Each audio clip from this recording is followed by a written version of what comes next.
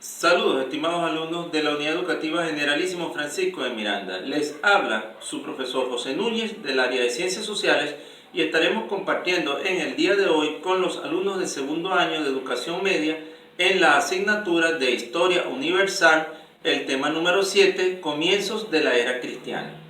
Bien, comencemos. Para entender este tema, primero tenemos que ubicar en contexto al pueblo hebreo, el cual existió hacia el año 1800 a.C. y los cuales migraron desde las tierras de Mesopotamia hasta Canaán, actual Palestina, liderados por el patriarca Abraham.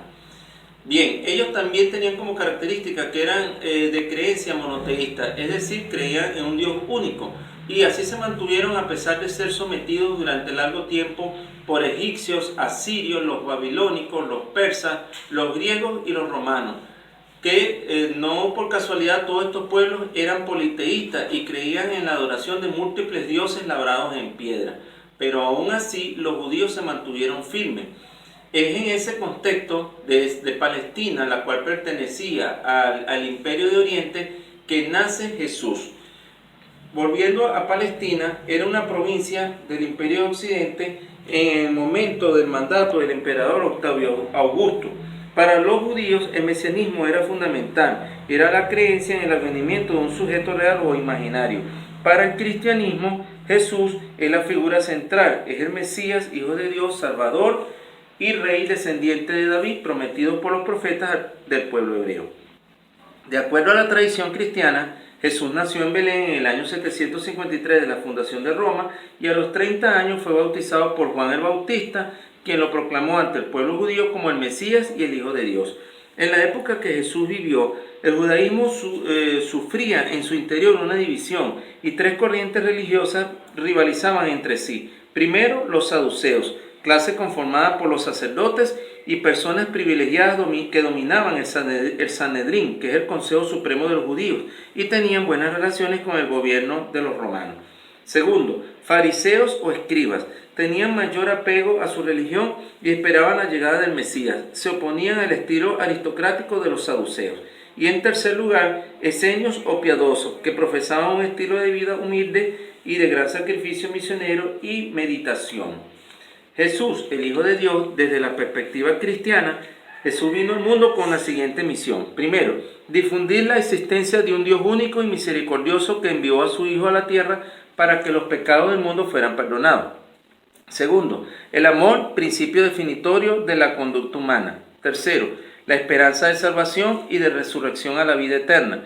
Cuarto, la igualdad y fraternidad de todos los seres humanos, hijos de Dios.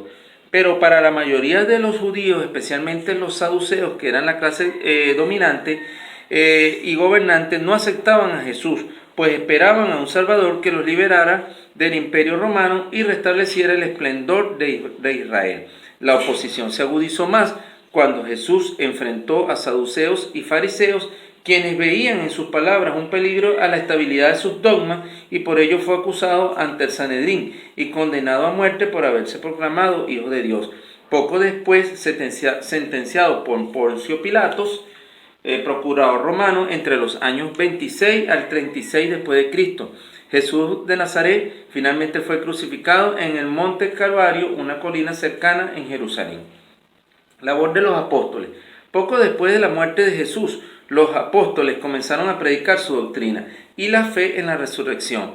Mateo, Marcos, Lucas y Juan aparecen en el Nuevo Testamento de la Biblia, que es el que reconocen los cristianos, pero en el Viejo Testamento recoge la época del judaísmo que es anterior a Cristo, y esa época es reconocida por los judíos y la llaman la Torá. Entre los apóstoles que más se movilizaron posterior a la muerte de Jesús tenemos a Pedro, Santiago el Menor y Pablo de Tarso, que extendió el cristianismo por Asia Menor, Grecia y España. La rápida difusión de la doctrina cristiana contribuyó en tres factores fundamentales. Primero, unidad política y lingüística de Roma. Segundo, la integridad moral del cristianismo frente a la disolución de las costumbres romanas. Y en tercer lugar, escepticismo de la sociedad pagana. Luego del debilitamiento del Imperio Romano, producto de las diferentes incursiones y ataques de los bárbaros en el proceso de penetración de la religión cristiana se aceleró. Y finalmente el emperador Constantino, que gobernó entre los años 306 al 337 después de Cristo, promulgó el Edicto de Milán en el año 313 después de Cristo, el cual otorgaba plena libertad de actuación a la Iglesia Católica, y este elemento ayudó a expandir aún más rápido el cristianismo y se fueron suprimiendo todas las creencias paganas. Por último, para el año 380 después de Cristo y bajo el gobierno del emperador Teodosio, que gobernó durante los años 378 al 395 después de Cristo, el catolicismo fue proclamado religión oficial del Imperio Romano. Y así hemos llegado al final del tema número 7, los comienzos del cristianismo, y al final de este video lo dejo con una tabla que contiene las preguntas correspondientes a la actividad. Y será hasta otra oportunidad.